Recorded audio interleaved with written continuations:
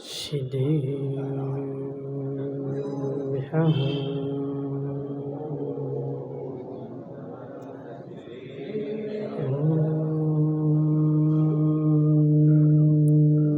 नमः। सिद्धेभ्यः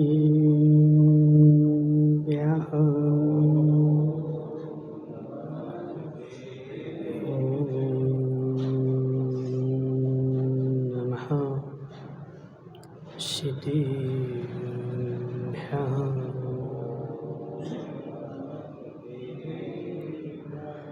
तज्जयति परं ज्योति समं समस्तैरनन्तपर्याये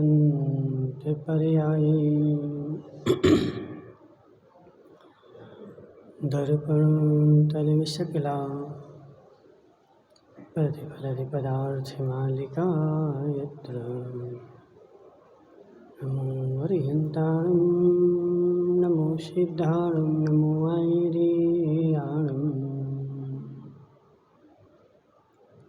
नमो अध्यायाणं नमो लोये शब्बिशाहोणं। पंच परमेष्टि भगवान की अनंत अनंत सिद्ध परमेष्टि भगवान की 1008 देवादेव शांतिनाथ भगवान की देवादिदेव 1008 सुपारशनाथ भगवान की आचार्य भगवान अमृत चंद्र स्वामी के आचार्य भगवान विशुद्ध सागर जी महाराज की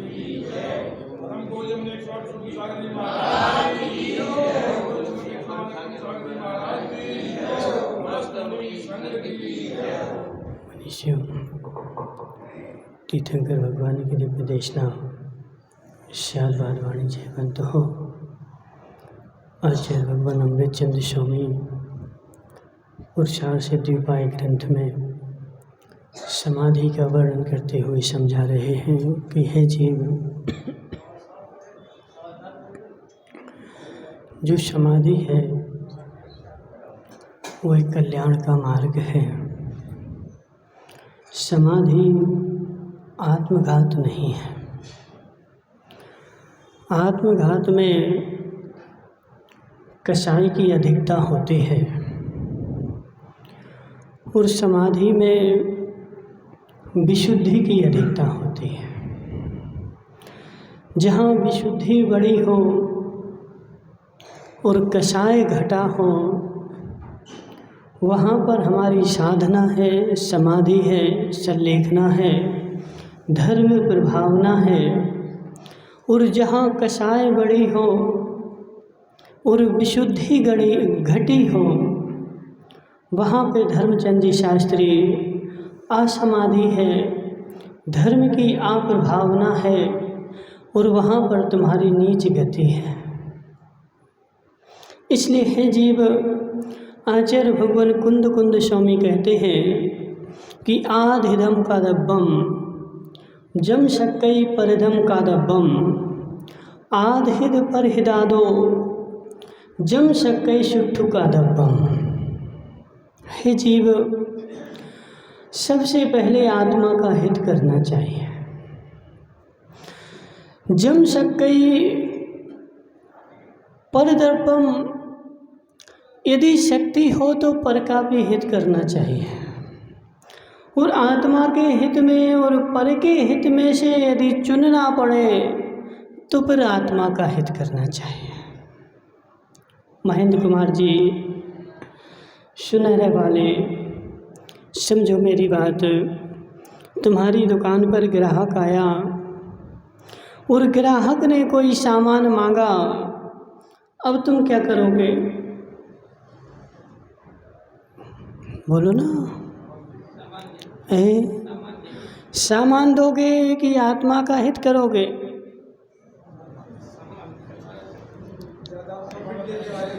सामान दोगे कि आत्मा का हित करोगे? फिर से सोचो।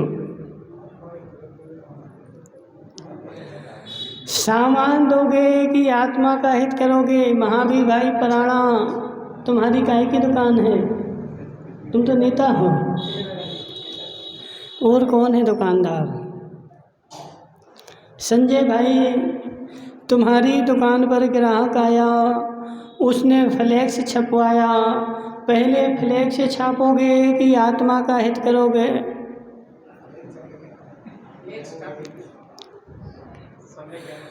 बोलो ना। देख अब क्या सोच रहे संजय भाई, क्या सोच रहे? पहले फ्लैक्स छापोगे कि पहले आत्मा का हित करोगे?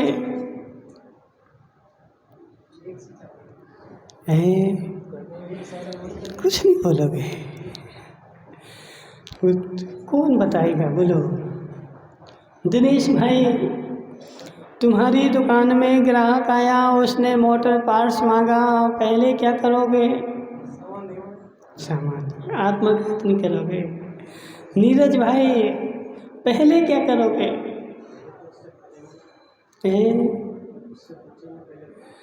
हे जीव, सबसे पहले दुकानदार आत्मा का हित करेगा और फिर उसको सामान देगा।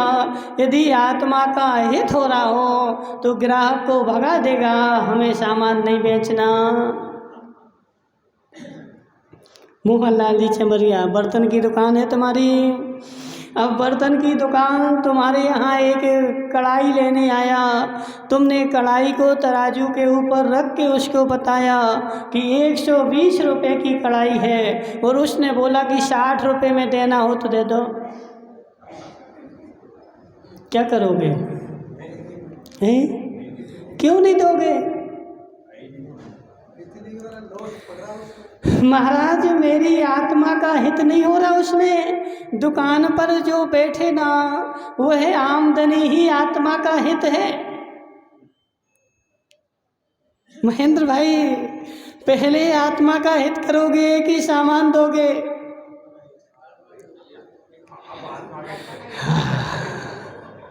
हे जीव, समझ मेरी बात। दुकान पर बैठे ग्राहक ने सामान मांगा, सबसे पहले मैं आत्मा का हित करूंगा। यह वस्तु कितने की आई और कितने में बेचना है। यदि मुझे मुनाफा हो रहा है तब तो मैं ग्राहक को संतुष्ट करूंगा, और यदि मुझे मुनाफा नहीं हो रहा है, उल्टे घाटा लग रहा है, तो घाटा लगा करके बेचोगे क्या? मोहनलाल जी चमरिया, बोलो क्यों? हे जीव, इस जैन दर्शन को बेचारे मूर्खों ने समझा नहीं और बेचारे दर्शन को बर्बाद कर दिया कि हे जीव, जैन दर्शन तो स्वार्थी है कि आत्मा का हित करो, पर से कोई मतलब नहीं। आदिदम कादब्बम जम शक्कई परदम कादब्बम। हे जीव, सबसे पहले आत्मा का हित कर, आत्मा का हित कर, और आत्मा का हित करते हुए तुझे शक्ति हो तो पर का हित कर। संजय भाई, दुकान चला, लेकिन ऐसे ग्राहक को नहीं। मेरा हर ग्राहक प्रसन्न होना चाहिए, मेरी दुकान में कोई रुष्ट होके नहीं जाना चाहिए। मेरा सिद्धांत है, जितने भी आएंगे उन सबको मैं प्रसन्न करूंगा।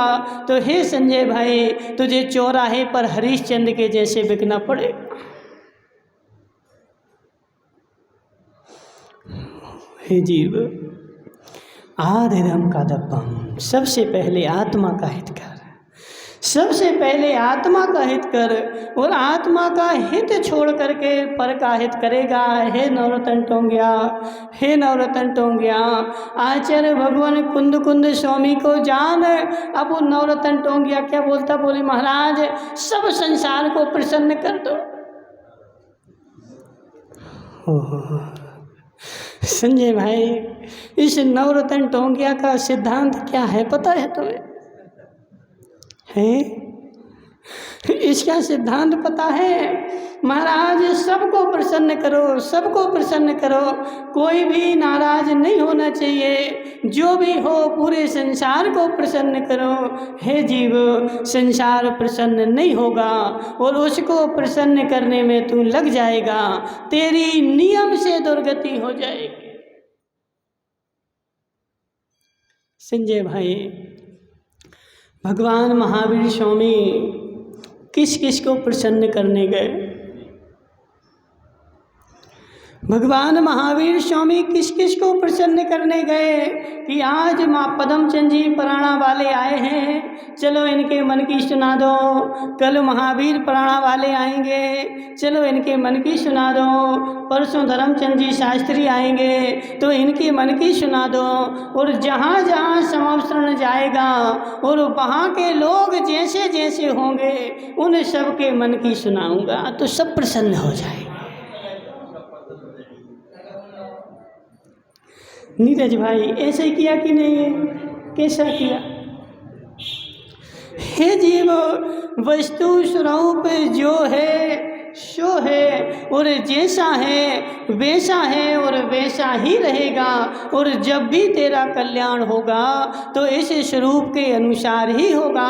और तुम्हारे मन की सुनाने से तू जो प्रसन्न हो गया ना, वह तेरी कसाय तीव्र है। और वह तेरी कसाय जो है वह तुझे भी नरक ले जाएगी और सुनाने वाले को भी नरक ले जाएगी। धर्मचंद जी शास्त्री समझ में आ रहा कि नहीं? हे जीव, हे जीव, तुझे क्या अच्छा? देखो संसार में आज यही चल रहा है क्या? बुंदेलखंड में बोलते हैं चोर चोर, चोर चोर मुँह से रे भाई। हे जीव, हे जीव, तू भी अज्ञानी और तुझे वक्ता भी मिल गया अज्ञानी। अब वह इसने भी अज्ञान की बात तुझसे करी, अब तेरे पास ज्ञान तो था ही नहीं। सुनेरा वाले समझो मेरी बात, तुम्हारे पास भी ज्ञान नहीं था और वक्ता के पास भी ज्ञान नहीं था। उसका लेवल भी उतना ही था जितना लेवल तुम्हारा है और दोनों मित्र बन गए, खूब प्रभावना हुई। मुकेश भाई, तुम्हारा कोई मित्र है? कितने मित्र हैं? कितने मित्र हैं? सभी मतलब जी पद्मचंद जी पराणा वाले मित्र हैं तुम्हारे? हे जी समझ मेरी बात, धर्मचंद जी शास्त्री मित्र हैं तुम्हारे? नहीं, हम पिताजी की बात नहीं कर रहे, मित्र की बात कर रहे हैं। मोहनलाल जी बड़ा गहरा रहस्य बड़े गौर से समझना। हे मुकेश संगी, तुम्हारे कितने मित्र हैं? 5-7 है ना। अब 5-7 ही मित्र क्यों बने, सारे क्यों नहीं बने?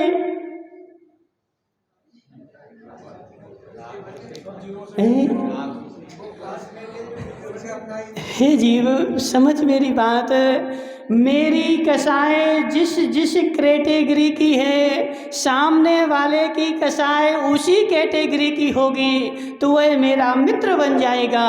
और उसकी कसाय में अंतर है तो वह मेरा मित्र नहीं है।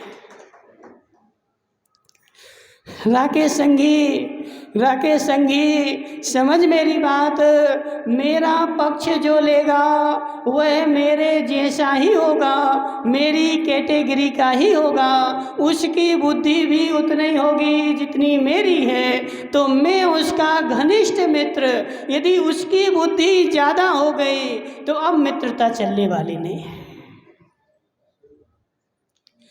कब तक चलेगी मोहनलाल जी, मनमोहन लाल जी समझ मेरी बात, जब तक तेरी बुद्धि तेरे मित्र की बुद्धि बराबर बराबर है तो वह तेरा मित्र है। और तुम्हारी बुद्धि ज़्यादा हो जाए या उसकी बुद्धि ज़्यादा हो जाए, अब दोनों की मित्रता बनने वाली नहीं है। ये तुम्हारे साथ नहीं, आदिनाथ के साथ भी ऐसे हुआ कि आदिनाथ जब राजा थे,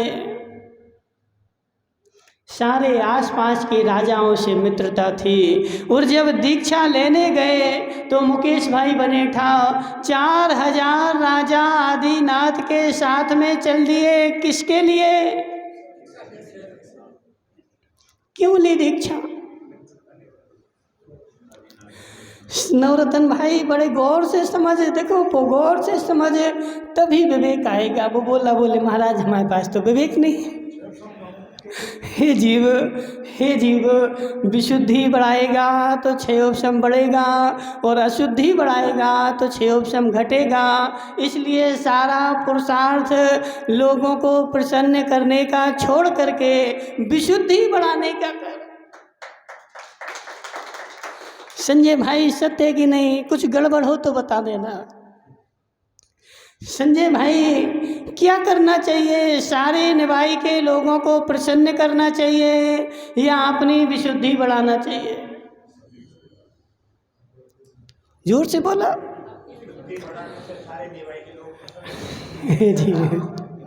हे जीव समझ मेरी बात, समझ मेरी बात।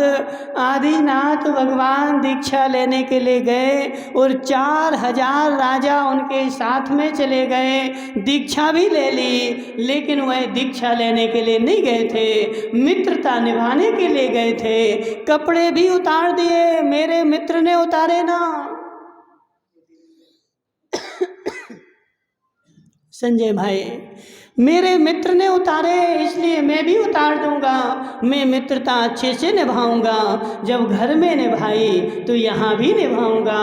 और 4000 लोगों ने मित्रता निभाने के लिए कपड़े उतार करके, पीछे कमंडल लेकर के और दीक्षा ले ली, लेकिन वह दीक्षा नहीं थी, वह मित्रता निभानी थी। और जैसे ही आदिनाथ की विशुद्धि बढ़ी,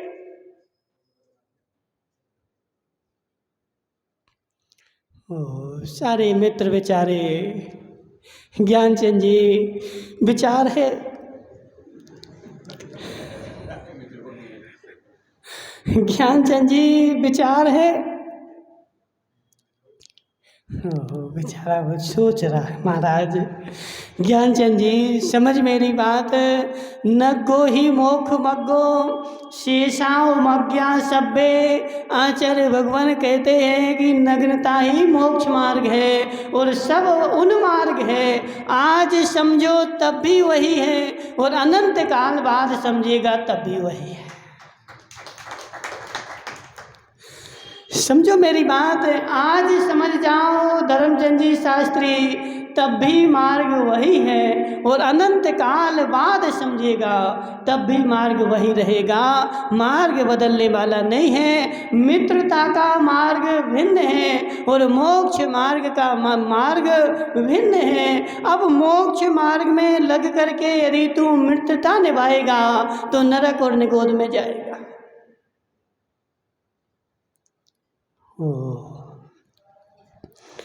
महाराज ऐसी क्यों बोल रहे? ऐसी काहे कह रहे? अच्छी अच्छी कहो ना। हे जीव, मित्र तेरा मित्र तभी तक है जब तक उसकी कसाय और तेरी कसाय बराबर की है। तेरी कसाय बढ़ेगी, वह मित्रता नियम से छूटेगी। तेरी विशुद्धि बढ़ेगी, वह मित्रता नियम से छूटेगी। मित्र मित्र कौन होता है? तुम्हारी नहीं। उनसे पूछे, नंदलाल जी मेरी बात समझो। तुमने खेत में कभी सोयाबीन बोया? सोयाबीन नहीं होता, क्या होता है? अलसी होती, अलसी, अलसी बोई कभी? अब समझो मेरी बात, तुमने बीज जमीन में एक अलसी डाली थी और एक अलसी की 50 अलसी हो गई जी। 49 कहाँ से आई? किसने बढ़ाई? राजेश जोरा ने। 49 कहाँ से आई? है कोई पंडित?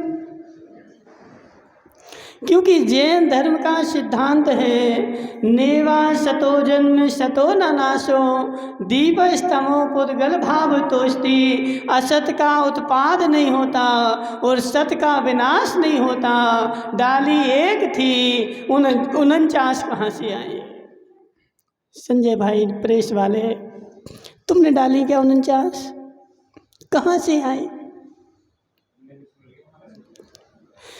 कहाँ से आई? निमित्त से थोड़ी आई।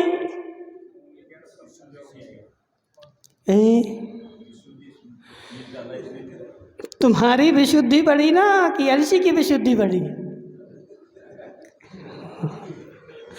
अब देखो हमारी बुद्धि बेचारी देखो कम है। हम कहीं ना कहीं एन गैन प्रकार से हमने ऐसे बहुत सारे मूड देखे बेचारे। वो स्वाध्याय करने बैठते हैं, स्वाध्याय करवाने बैठते हैं, सामने कोई प्रश्न हो, अब बेचारे को बुद्धि तो है नहीं है उत्तर देने का। एन गैन प्रकार से कहीं ना कहीं लपेटा लपाटी करके और उत्तर दे के उसको संतुष्ट कर देगा।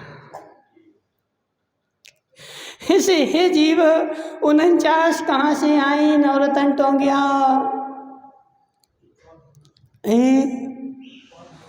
उत्पाद ध्रुव, किसमें उत्पाद ध्रुव?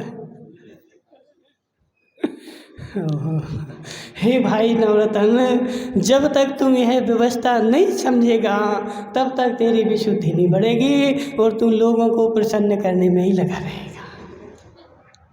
हे जीव समझ संजय भाई, जैसे जैसे तत्व का निर्णय होता जाता है वैसे वैसे विशुद्धि बढ़ती जाती है। विशुद्धि का और तत्व के निर्णय का अविनाभाव संबंध है। इसलिए हे जीव, जो तत्व का निर्णय किए हुए कपड़े बिना किए कपड़े उतार देते हैं वह बेचारे जिंदगी भर ऐसे घूमते रहते हैं, विशुद्धि नहीं बढ़ती।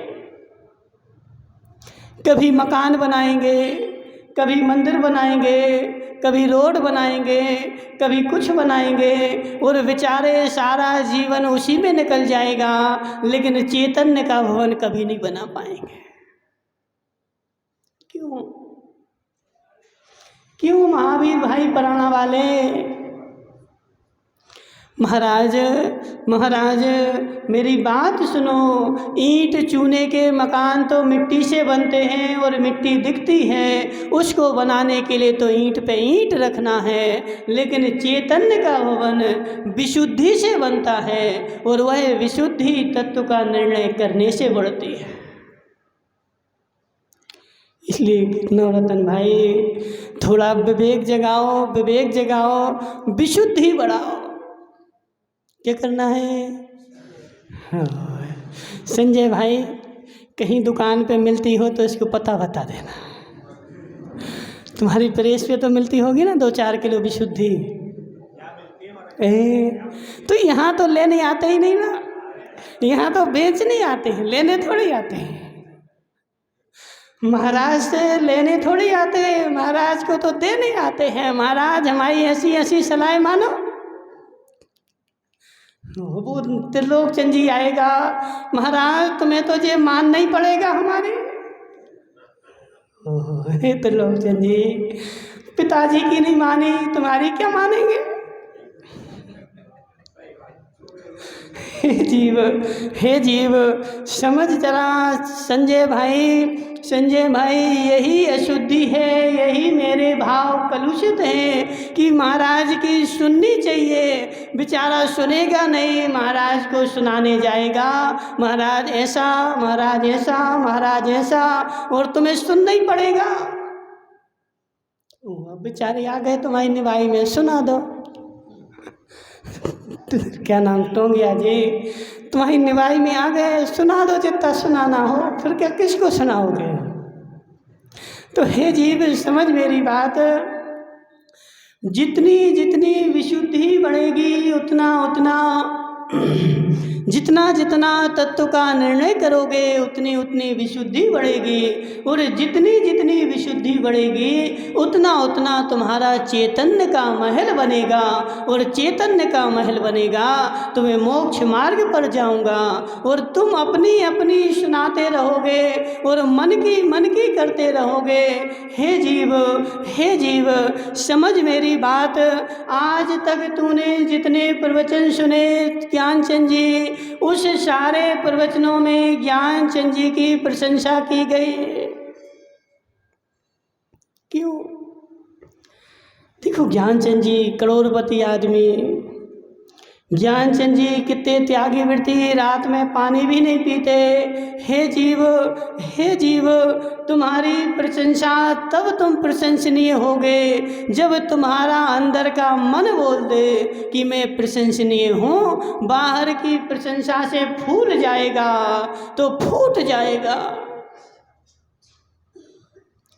नवरत्न भाई, बाहर की प्रशंसा से फूल जाएगा तो एक दिन फूट जाएगा। वह जन्मदिन आता है, गुब्बारा कौन फुलाता है? संजय भाई, तुम्हारा जन्मदिन आया था, फुग्गा फुलाया था, गुब्बारा नहीं फुलाया। किसने फुलाया? महावीर भाई पुराना वालों ने फुलाया होगा। महावीर भाई, तुम्हारे जन्मदिन में गुब्बारा फुलाया था कि नहीं? फुलाते हैं ना। फोड़ता कौन है? फोड़ता कौन है? त्रिलोकचंद जी, समझ मेरी बात, फोड़ता कौन है? सुशील भाई, समझो मेरी बात। तारा मशीन वाले, तुम्हारे इस नाती पोते का जन्मदिन हुआ था, गुब्बारा फुलाया था कि नहीं? बोलो ना। तुम बोलो महावीर भाई, फोड़ता कौन है?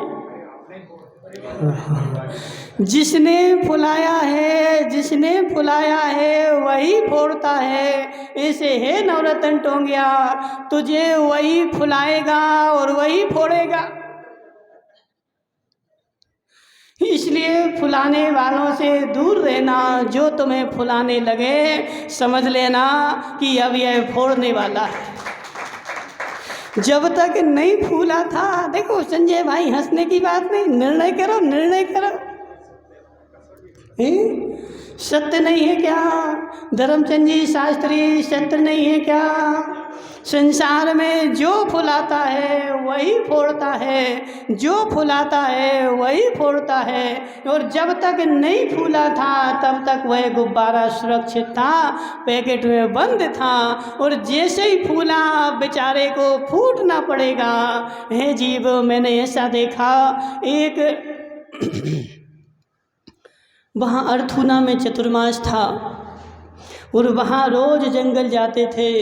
रोड पर एक बकरा रोज बकरा खड़ा रहता था। उस बकरे को कोई चारा भी नहीं डालता था, बेचारा खड़ा है रोज। और एक दिन हमने क्या देखा, उस बकरे के सामने अच्छी बढ़िया चारा भी डला था, सब्जी वगैरह। उसका मालिक स्वयं उसको हाथ से खिला रहा था। जी क्या चमत्कार हो गया सुशील भाई। ये क्या चमत्कार कि आज तक तो कोई देख नहीं रहा था और आज उसको हाथ में सब्जियां लेकर के और हाथ से खिला रहे उसको। कौन सा चमत्कार, कौन से विष्णु भगवान प्रकट हो गए और उन्होंने चमत्कार दिखा दिया कि उस बकरे को आज सब कुछ माल मिसाला खाने को मिल रहा। और माल मिसाला अकेला नहीं, उसको बढ़िया माला भी पहना रहे, नहा रहे, धुला रहे, सब खिला पिला रहे। संजय भाई,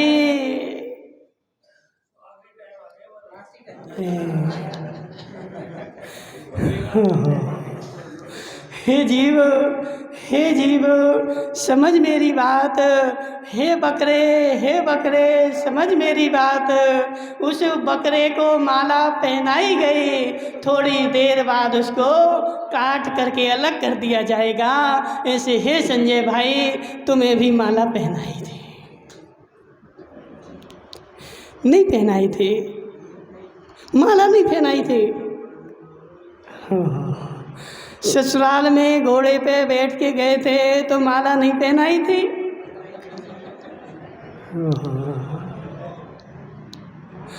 जिस दिन से माला पहनी थी उसी दिन से बेचारे की हालत खराब हो गई। पहले स्वतंत्र था, कोई नहीं पूछ रहा था। इसलिए हे मनमोहन लाल जी, समझ मेरी बात।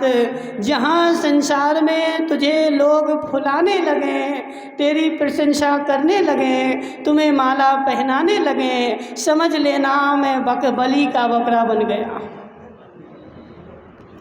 जहाँ जहाँ माला पहनाई जाने लगे, 60 के हो जाओ चाहे 70 के हो जाओ, अब माला पहनाई जाने लगे, अब समझना थोड़ी देर बाद हलाल हो जाऊंगा।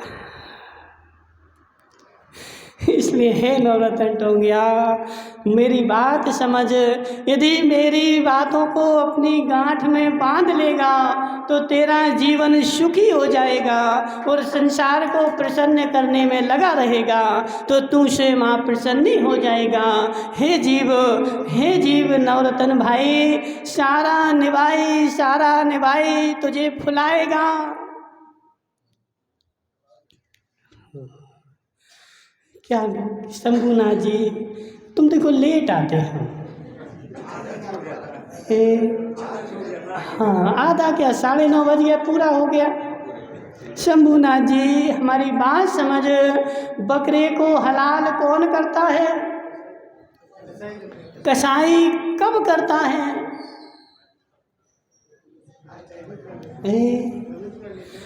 मरे मराए बकरे को करता है, दुबले पतले बकरे को करता है कि मोटे बकरे को करता है? वो एक अकबर बीरबल की कहानी है ना, तुम लोगों ने सुनी हो। अकबर और बीरबल जा रहे थे दोनों कहाँ? जंगल में। तो बीरबल ने अकबर से बोला, अकबर ने बोला कि अकबर मेरी उंगली कट गई, अच्छा हुआ कि बुरा हुआ? बीरबल ने बोला अच्छा हुआ, हमारी तो उंगली कट गई और तुम बोल रहे कि अच्छा हुआ। उस बीरबल को अकबर ने कुएं में धक्का दे दिया, वह गिर गया और अकबर बेचारा अकेला जंगल में चला गया और वहाँ पर भील जो थे उनको बलि चढ़ानी थी। और उस भीलों के राजा ने आज्ञा दी कि हे भील, जाओ संसार से अच्छा कोई हट्टा कट्ठा मोटा सा ढूंढ के लाओ जो खाया पिया हो, दुबले पतले की बलि नहीं चढ़ती। अब वो गए जंगल में तो अकबर मिल गए, खाए पिए थे, मोटे थे, अच्छे बढ़िया, और पकड़ के ले गए, कह लीजिए मिल गए, लो चढ़ा दो बलि इनकी। हे जीव, फिर क्या देखा गया कि हट्टा कट्टा है, मोटा है, गोरा है, अच्छा है, इसकी बलि चढ़ाई जाए। लेकिन जैसे ही हाथ देखा तो हाथ कटा था, छिन्न अंग है, इसकी बलि नहीं चढ़ेगी। इसमें भी देखो एक रहस्य है। हर बात में देखो संजय भाई, जब मुनिराज की समाधि हो जाए तो उनके पैर के अंगूठे को छिन्न कर दिया जाता है। वहीं चढ़ा दो, वहीं चढ़ा दो। उनके पैर के अंगूठे में एक खीला लगा दिया जाता है, या उनको अब देखो माला तो पहना दी है, ठीक है। अब वो तो देखो तुम जानो, हमें नहीं पता संजय भाई। उसे छिन्न कर देते। छिन्न क्यों कर देते? क्योंकि इसके शरीर में कोई व्यंतर प्रवेश ना कर जाए, कि छिन्न शरीर में व्यंतर प्रवेश नहीं करता है।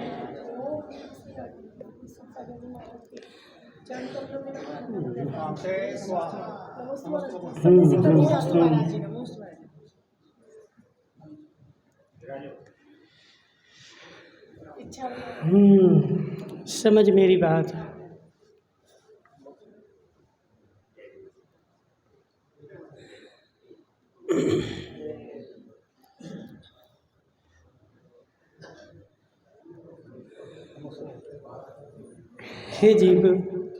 हे जीव, समझ मेरी बात। जिसका अंग छिन्न हो गया हो शंभूनाथ जी, उसकी ना बलि चढ़ाई जाती है और ना उसके शरीर में कोई व्यंतर प्रवेश करता है। इसलिए हे नवरत्न टोंगिया, मेरी बात समझ। संसार में मित्र किसका कौन है? किसका कौन मित्र है? धर्मचंद जी, तुम यहाँ बैठ के तो बोल रहे हो, लेकिन घर में भी ऐसे ही बोलते हो। घर में ऐसा बोलते कि नहीं? और घर में के अलावा अपने निज आत्मा से ऐसा बोलते कि नहीं? महाराज नहीं बोलते, यहीं आके बोलते हैं और यहाँ की वस्तु यहीं छोड़ के चले जाते हैं। कुर्ता झड़ाते ना, अच्छा बोले यहाँ का कुछ लगा नहीं रहे तो कुर्ता झड़ाएंगे, उसके साथ साथ में यहाँ की वस्तु यहीं छोड़ जाएंगे। हे जीव समझ मेरी बात शंभुनाथ जी, संसार में कोई किसी का मित्र नहीं है। जिसकी कसाय जिससे मैच कर जाए वह उसका मित्र है, और जिसकी कसाय मैच ना करे वह उसका मित्र नहीं है, और कसाय विपरीत हो जाए तो वह उसका शत्रु है। हे जीव, ये कोई नई बात नहीं, आज की हो तो नहीं, ये अनंत काल से ऐसी रीत चली आई कि जब 4000 राजा आदिनाथ के साथ में दीक्षित हो गए, लेकिन आदिनाथ अपने ध्यान में लीन हो गए, उन्होंने अपनी विशुद्धि बढ़ा दी, और आदिनाथ की जैसे विशुद्धि बढ़ी वह 4000 राजा उनके शत्रु बन गए। शंभुनाथ जी बच के रहना। जिसको तुम मित्र समझ रहे होगे, जिसको तुमने मित्र समझा है, वही तेरा असल में शत्रु है, और संसार में कोई शत्रु नहीं है। जब तक तेरी कसाय और तेरे मित्र की कसाय एक सी बनी रहे तो वह तेरा मित्र है, और कसाय बदलेगी वह तेरा शत्रु हो जाएगा। कार्तिकेय स्वामी को जानते दादाजी? वो वकील साहब नहीं आए आज, संजय भाई। कार्तिकेय स्वामी उन्होंने शादी की थी किससे? लड़की से कैसे करेंगे, ठीक है ना? लड़की से शादी की थी, और उस लड़की का जो पिता था वह खुशी खुशी उसने वरमाला पहनाई थी और ढोल बजवाए थे, और यहाँ कार्तिकेय स्वामी आकर के मुनि बन गए थे और उस देवी को छोड़ दिया था। और उसका ससुर जो माला पहनाई थी, जिसने बाजे बजाए थे, वही आया शत्रु बन गए। कौन? शंभुनाथ जी कौन है? ससुर, ठीक है। कौन आया? अब तुम लोग और कुछ बोलते हो, क्या बोलते हो? ब्याई जी बोलते हैं, ऐसा कुछ नहीं बोलते, ठीक है ना?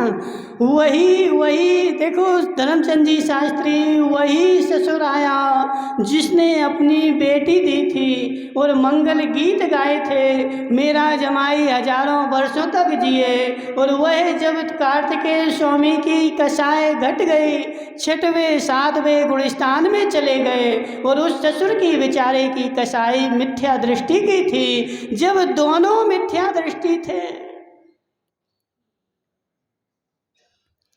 ओहो, खूब गले में हाथ डाल करके, खूब बातें करके, खूब बाजार में खा पी करके, और रात दिन घूमते थे, मित्रता निभाते थे। जैसे ही कार्तिकेय स्वामी मुनि बने, उनकी कसाय कम हो गई, विशुद्धि ज़्यादा हो गई, और जैसे ही विशुद्धि ज़्यादा हुई, वह ससुर आया वसूला ले करके और सारे चमड़ी छील दी।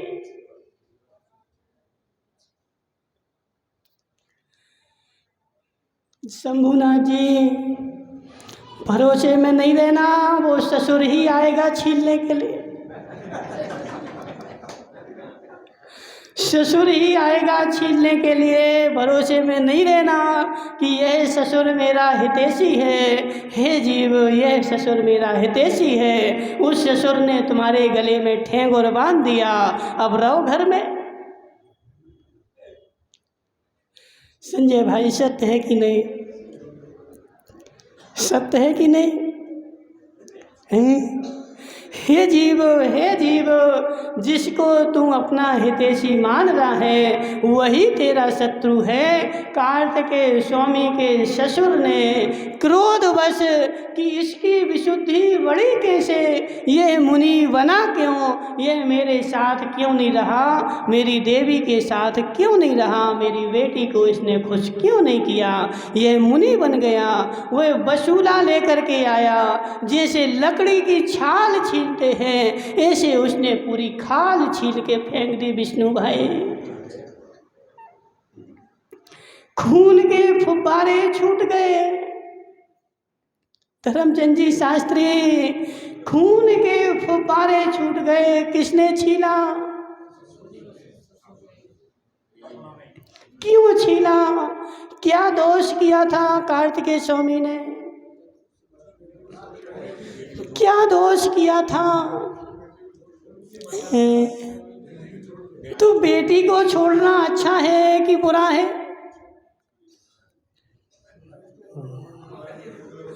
मुकेश भाई सत्य बताओ, बेटी को छोड़ना अच्छा है कि बुरा है? बेटी को नहीं, ससुर की बेटी को। किसकी बेटी को? ससुर की बेटी को छोड़ना अच्छा है कि बुरा है? तो बुरा क्या किया, बसूले से पूरी खाल छील दी। हे जीव संजय भाई, तुम भरोसे में नहीं रहना। ये निभाई वाले मेरे मित्र हैं, ये मेरे सारे रिश्तेदार हैं, मेरे हितैषी हैं। हे जीव, वह तेरे हितैषी तभी तक है जब तक तेरी कसाए और उनकी कसाए बराबर है, तब तक वह तेरे हितैषी रहेंगे। ऐसे नवरत्न टोंगिया बेचारा कोई महाराज को लेकर के आए और वो भी बेचारे अज्ञानी और ये भी अज्ञानी, और इसके अज्ञान की उन्होंने बात कर दी। बेचारा जोर जोर से तालियां बजाएगा, बहुत प्रभावना हो गई। हे नवरत्न भाई, सत्य बताना संजय भाई, हमारा मन प्रसन्न कब होता है?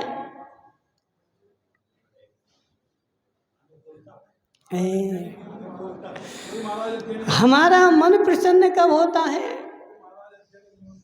नवरत्न टोंगिया अभी बताते तो है, सुनो। हमारा मन प्रसन्न कब होता है?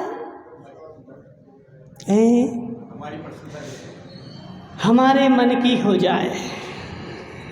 नवरत्न टोंगिया प्रसन्न कब होता है?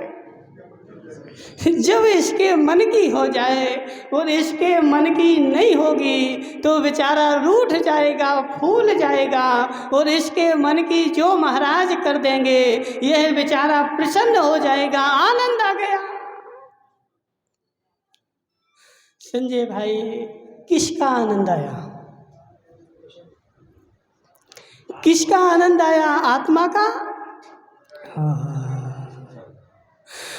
अब तो तुम्हें यहाँ नहीं बैठना चाहिए ना, ऊपर उठ जाना चाहिए। केवली भगवान को जैसे आत्मा का आनंद आता है, वैसे वह 5000 धनुष ऊपर चले जाते हैं। तुम्हें थोड़ा आया ना, तो थोड़े तो ऊपर। हे जीव, हे जीव, समझ मेरी बात, समझ मेरी बात।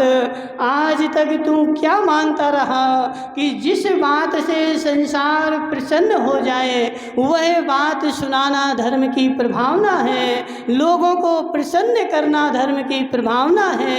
हे मनमोहन लाल जी, लोगों को प्रसन्न करना धर्म की प्रभावना नहीं,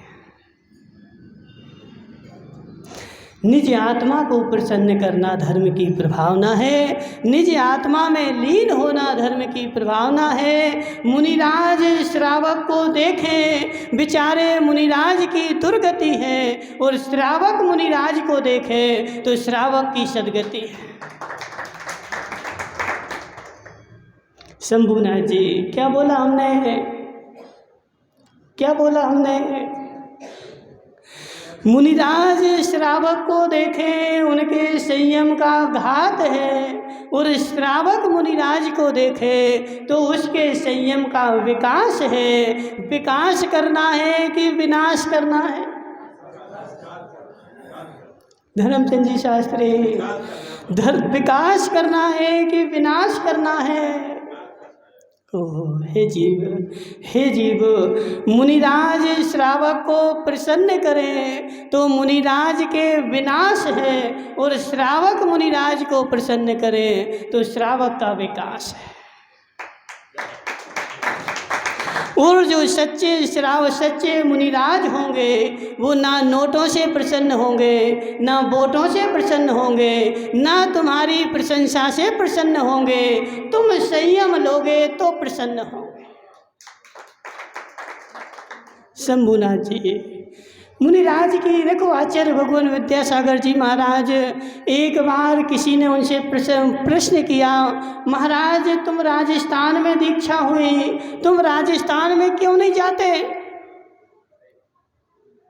आचार्य जी क्या बोले, संजय भाई तुम्हारी प्रेस की मशीन है कि नहीं है? अब तुम एक काम करना, उस प्रेस की मशीन को एक ट्रक में फिट करवाना, कर लोगे? हाँ हमारा आदेश है ना, ट्रक में फिट करवाना, फिर गांव गांव जाना, बोलना वो क्या फ्लैक्स छपवा लो, एक माइक लगाना, उसमें लगा लेना फ्लैक्स छपवा लो, फ्लैक्स छपवा लो। घर घर जाना, जैसे वो जाता ना सब्जी वाला, हाथ ठेला पे रख के, आलू भटा प्याज टमाटर गोभी ले लो। संजय भाई करोगे कि नहीं? नहीं हमारा आदेश नहीं, तुम्हारा प्रेस ज़्यादा चलेगा ना, घर घर जाओगे। शंभू भाई सत्य है कि नहीं? घर घर जाओगे तो थोड़ा तो ज़्यादा चलेगा। जाओगे? नहीं जाओ, क्यों? महाराज घर बैठे फुर्सत नहीं है हमें, घर बैठे 1 मिनट का टाइम नहीं है, मैं लोगों के घर घर क्यों जाऊं? तो आचार्य भगवान ने क्या उत्तर दिया, जब मेरी दुकान यहाँ बैठे चल रही है, मैं क्यों राजस्थान में पत्थरों में सिर पटकने जाऊं? संजय भाई जहाँ दुकान अच्छी चलेगी वहीं तो खोलोगे, कि जहाँ वहाँ शमशान घाट पे खोलोगे फ्लेक्स की दुकान? कहाँ खोलोगे बताओ? इसलिए मुनिराज की दुकान क्या है? मुनिराज के पास संयम की दुकान है, ना नोटों की दुकान है, ना वोट की दुकान है, ना सपोर्ट की दुकान है, ना किसी को प्रसन्न करने की दुकान है। मुनिराज तो मात्र प्रसन्न होंगे यदि तू संयम लेगा तो। तू कितना करोड़पति रहा महावीर भाई पराणा, तुम्हारे घर में कितने करोड़ रखे हों, तुम्हारे कितने महल हों, कितने खोटे हों, वो सब जल जाएंगे, कुछ नहीं बचेगा। हे जीव, हे जीव, हम तुम्हारे नोटों से प्रसन्न नहीं होते, तुम्हारी वोट से प्रसन्न नहीं होते, तुम्हारे सपोर्ट से प्रसन्न नहीं होते। यदि तू संयम लेगा तो हम प्रसन्न होंगे। इसलिए हे महावीर भाई पराणा वाले, समझ मेरी बात, मेरी दुकान संयम की है, मेरी दुकान किसी को प्रसन्न करने की नहीं है। और जो संयम लेगा वह इस भाव में तो प्रसन्न होगा ही होगा, अगले भाव में भी प्रसन्न होगा। भाव सुधरेंगे। शंभुनाथ जी मेरी बात मानो, यदि मेरी दुकान पर सामान लेने आएगा भाव सुधरेंगे, ये भाव नहीं। कौन सा भाव? कौन सा भाव? भाव सुधरेंगे, भाव सुधर जाएंगे तो मोक्षगामी बन जाएगा। एक बार सामान खरीद के तो देख, वही ठेला वाला ठेला बेचता ना संजय भाई, वो आम बेचता है, आम गजब मीठे हैं, नहीं हो मीठे तो वापस।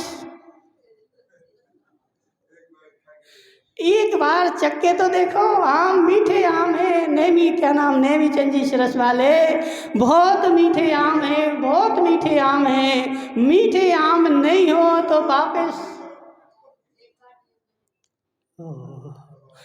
ऐसे संजय भाई, मेरी दुकान के खूब मीठे आम हैं, एक बार चख के तो देख।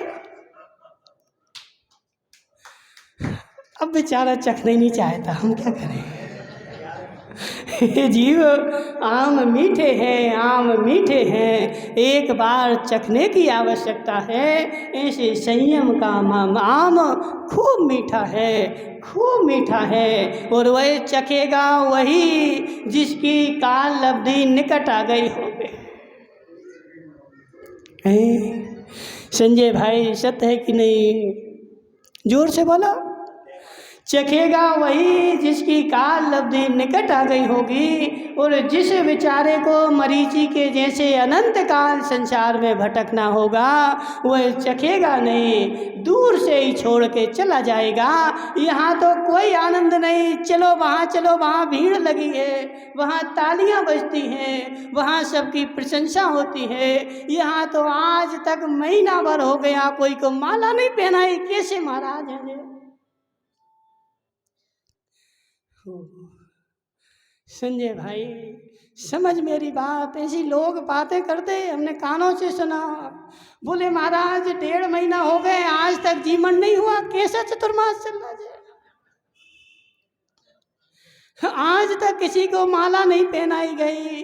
और रोड पे कोई आ जाए तो महाराज ठहरते ही नहीं, आशीर्वाद ही नहीं देते, कैसे महाराज हैं ये? हे जीव, हे जीव, जिसकी काल लब्धि भवितव्यता निकट होगी, वह बेचारा ऐसी बातें नहीं करेगा।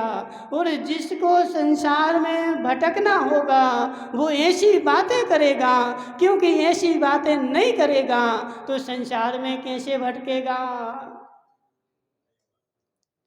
शंभुनाथ जी, देखो, जिसकी जैसी होनहार होती है उसका होना भी वैसे ही होता है, बुद्धि भी वैसे ही चलती है, व्यवसाय भी वैसे ही होता है, और निमित्त भी वैसे ही मिलते हैं। इसलिए महेंद्र भाई परम, क्या नाम, सुनहरा वाले, बिल्कुल टेंशन नहीं करना, बिल्कुल टेंशन नहीं करना। जिसकी होनहार जैसी होगी वह वैसे ही काम करेगा। केकड़े केकड़े का बच्चा जो होता है ना, जमीन खोदता है। देखना कभी केकड़ा देखा संजय भाई, कैसा होता है? ऐसा होता है। केकड़ा नहीं देखा आज तक। दो क्या दो होते हैं? दो क्या होते हैं? 2 पंजे होते हैं, उसके दोनों तरफ मुंह होते हैं, 6 पैर होते हैं। वह केकड़ा जैसे ही जन्म लेता है, मिट्टी को खोदता है। क्या करता है? मिट्टी को खोदता है। गाय का बछड़ा जैसे ही जन्म लेता है, वह दूध की ओर दौड़ता है, दुग्ध पान की ओर दौड़ता है। ऐसे है जीव, जिसकी काल लब्धि निकट आ गई होगी, वह बेचारा जिनवाणी के पान की ओर दौड़ेगा। और जिसका भी भवितव्यता दूर होगी, वह बेचारा जड़ें खोदेगा, दोषों की जड़ें खोदेगा। जी ऐसा, जी ऐसा। देखो, बहुत सारे लोग हमने ऐसे देखे, बेचारे आएंगे तो एक दिन नहीं, सुनेंगे तो एक दिन नहीं, और उनके सामने बैठोगे तो वो 50 दोस्त में निकाल के बता देंगे। शंभुनाथ जी कहाँ से आए? तू गया नहीं वहाँ, तूने वस्तु देखी नहीं, तूने जाना नहीं। ये 50 दोस्त तेरे पास कहाँ से आए? महाराज अनंत काल से मस्तिष्क में बैठे थे, तू मस्तिष्क में से निकाले। इसलिए है संजय भाई, समय खूब हो गया, समझ मेरी बात, समझ मेरी बात। संसार में किसी को प्रसन्न करने की चेष्टा मत कर। संसार में किसी को, देखो मुकेश संगी किसको प्रसन्न कर रहा है? देवी को। हे मुकेश संगी, हे मुकेश संगी, संसार में किसी को प्रसन्न करने की आवश्यकता नहीं है। तू स्वयं प्रशंसनीय हो जा, सब प्रसन्न हो जाएंगे। और सबको प्रसन्न करने जाएगा तो तेरी दुर्गति हो जाएगी। आधम का दब्बम जम सकई परदम का दब्बम। इसलिए आचार्य कुंद कुंद स्वामी कहते हैं, सबसे पहला मेरा कर्तव्य है आत्मा का हित करना। उसके साथ यदि शक्ति हो, समय हो तो पर का भी हित कर दो, लेकिन समय नहीं हो तो आत्मा का हित करना, पर की ओर दृष्टि मत डालना, वही मोक्ष मार्ग है, वही कल्याण का मार्ग है। संसार को प्रसन्न करना नरक निगोद का मार्ग है। बोले शांतिनाथ भगवान की।